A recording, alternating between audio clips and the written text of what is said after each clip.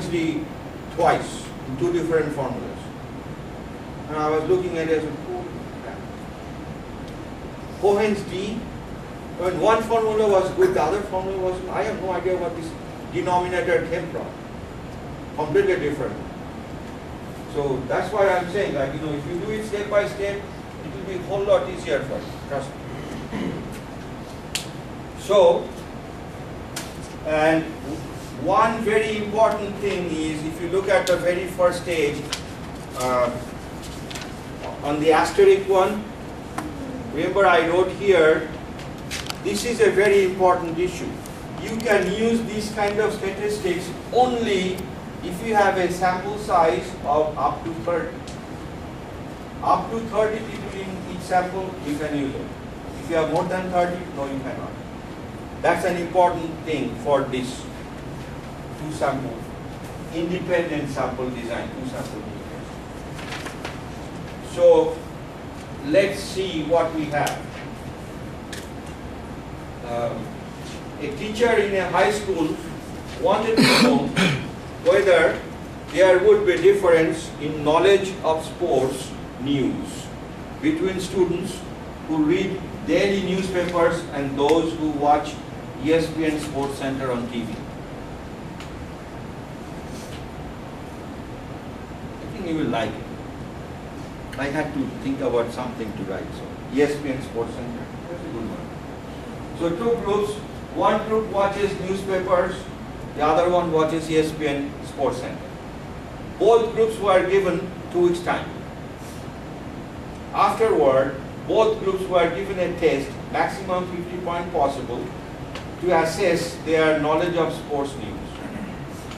And then we obtained the following scores.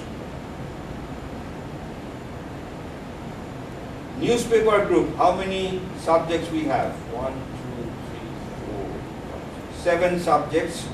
ESPN group, we have 6 subjects. Again, remember, we have uneven number of subjects mainly because they are independent samples. They are not dependent. From 2 different situations we have been picked. So that's the information we have. And when you are, remember, the main thing we are doing here, independent sample design. That means, so we have first sample N1, second sample N2. From that one, by using this population, sample means, we are going to draw an inference on the population. So we are dealing with mu1 and mu2. So mu1 comes from sample 1. Mu2 comes from sample 2. So when we are dealing with these hypotheses, we are comparing the population mean.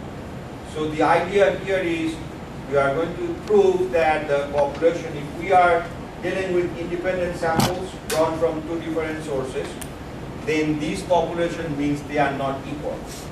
Non-directional, they are not equal. So we will be writing here, if you look at what is the page number you have on this one? Page number 1. Okay.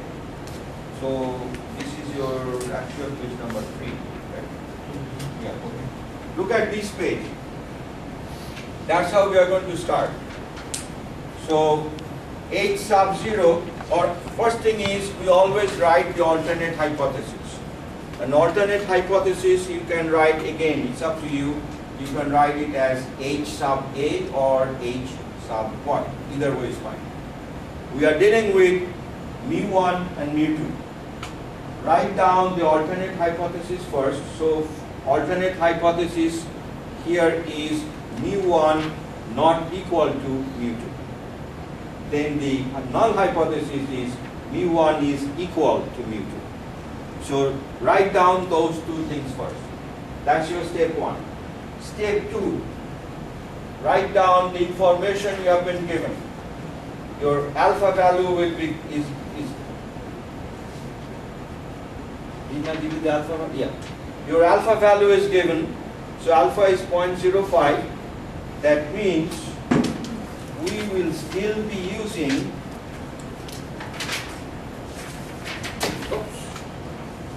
this table.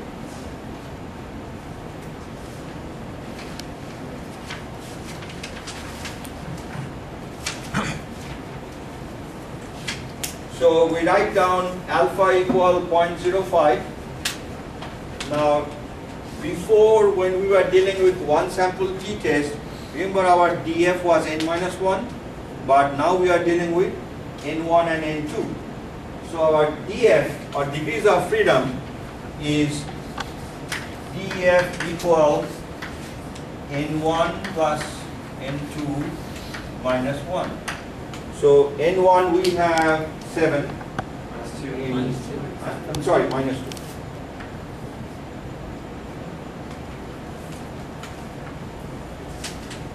Seven plus 6 minus 2. So that will be 11. And based on that information, we look for the T critical. So we look at degrees of freedom equal 11, and then look for Futel test, non-directional, alpha 0.05.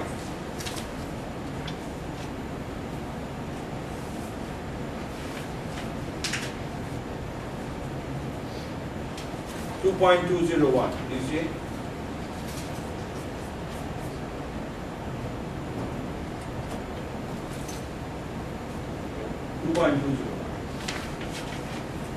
So we get the alpha, that, and based on that alpha and df, we look for the T critical.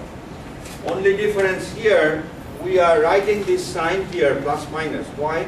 Because we are using a non-directional, so it could be either way. So we are better off writing this plus minus sign, which shows we are using a non-directional.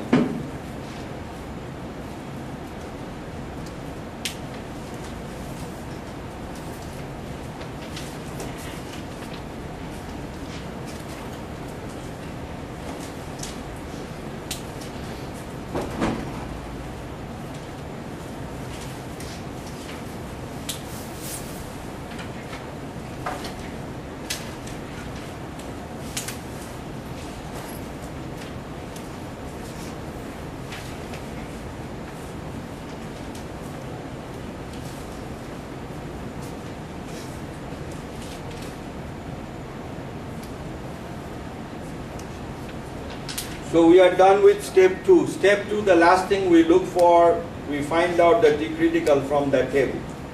Step 3, we write down all the values we have for sample 1, then we square those values.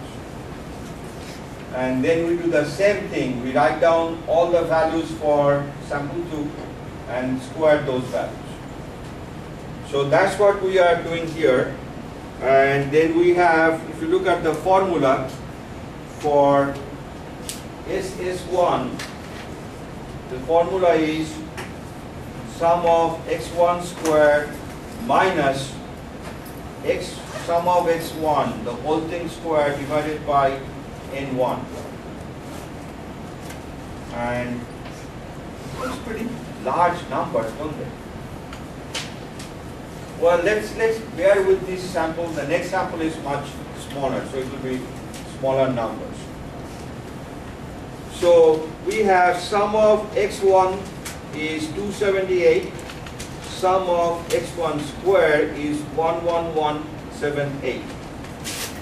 Similarly, we have sum of x2 equal 200 and sum of x2 squared is 6832. So x1 bar is 278 divided by 7, because we have 7 numbers. So that was 39.7. And x2 bar was 33.3. So this is the first part.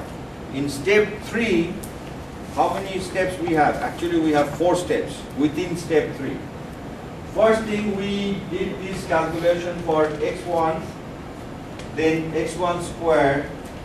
Do the same thing